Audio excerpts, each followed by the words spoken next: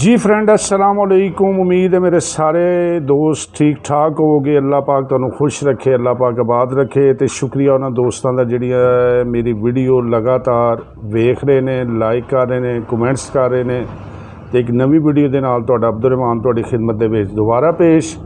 दोस्तों मेरे चंद वेखण वाले दोस्तों की एक डिमांड सी मेरे नाल कि तुसी अपनी फील्ड के मुतलक भी कोई ना कोई वीडियो जिहड़ी है ज़रूर अपलोड करया करो। बाकी तुहाडी वीडियो बड़ी अच्छियां तुसी बना रहे हो, सब कुछ है, लेकिन कमो बेश अपनी जिहड़ी भी तुहाडी फील्ड है उहदे मुतलक या किसी मैडिसन के मुतलक भी ज़रूर सानू एक दो हफ्ते वीडियो अपलोड करया करो।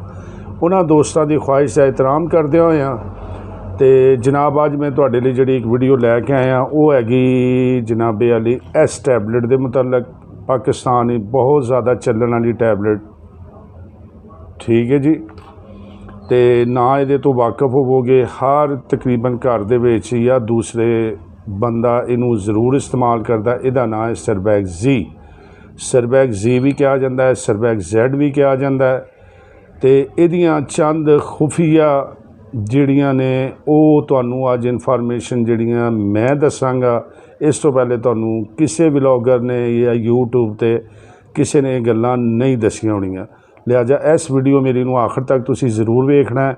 अगर यह वीडियो मेरी पसंद आए तो मेरे चैनल नू सबसक्राइब ज़रूर करना है और इस वीडियो नू ज़्यादा तो ज़्यादा शेयर भी करना है। दोस्तों जिस तरह कि मैं अगे भी तुहानू कहंदा रहना हुन्ना कि कोई मैडिसन चाहे वो मल्टी विटामिन है, चाहे अगर वो दर्द दी है और चाहे एंटीबायोटिक है, बराए मेहरबानी अपनी मर्ज़ी के नाल इस्तेमाल ना करया करो। क्यों? हर चीज़ का अगर फ़ायदा है तो वो नुकसानात भी ने। तो सब तो ज़्यादा नुकसानात इन्हां विटामिन्स दे हुंदे ने जिहड़े कि असी बगैर सोचे समझे फलाने ने खादा उन्होंने आराम आ गया, मैं भी खानी है मैनू आराम आ रहा है। तो इस चीज़ का ना थोड़ा जिहा इजतनाब करया करो। जब तक तुहाडा डॉक्टर तुहानू रिकमेंड कोई भी विटामिन या एंटीबायोटिक या दर्द वाली कोई गोली रिकमेंड नहीं करता, उन्होंने इस्तेमाल ना करया करो। हुण आने असी दोबारा इस गोली के मुतलक गल करन लई ते तुसी शायद ये गोली इस्तेमाल कीती है या कर रहे हो या तुहाडे डॉक्टर ने ये तुहाडे लई तजवीज़ कीती होवे।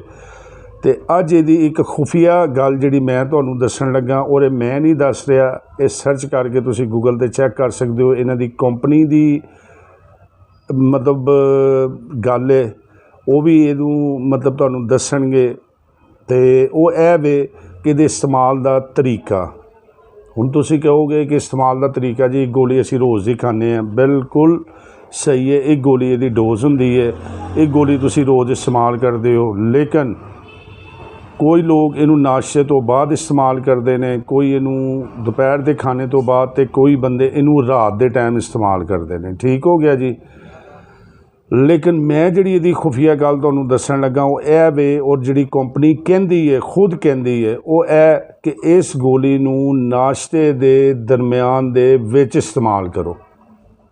रिजल्ट इहदा अपनी जगह ते है, लेकिन जो रिजल्ट तुहानू इहदा खाने दे दरम्यान दे विच मिलेगा वो रिजल्ट तुहानू खाने तो बाद या दोपहर के खाने तो बाद या रात के खाने तो बाद नहीं मिलेगा।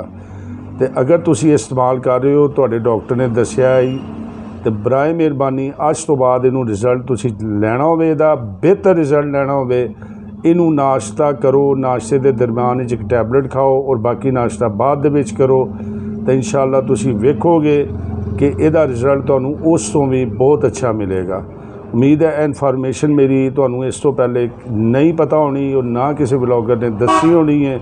तो मेरी यह वीडियो तुहानू ज़रूर पसंद आई होगी। अगर यह मेरी वीडियो पसंद आए तो इस वीडियो नू अपने तिकर नहीं रखना, इस वीडियो नू मज़ीद अपने दोस्तों नू, रिलेटिव नू या जिन्होंने नहीं पता उन्होंने नाल शेयर भी करनी है।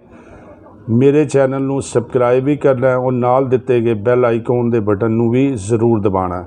लो दोस्तों जिन्हां दी डिमांड सी उन्हां दी डिमांड पूरी करती। मज़ीद इस तरह दी वीडियो वेखण लई साडे चैनल नू सबसक्राइब ज़रूर करना और आइंदा तुहानू एक नवी टैबलेट या होर किसी मैडिसन के मुतलक भी मैं दसदा रहांगा।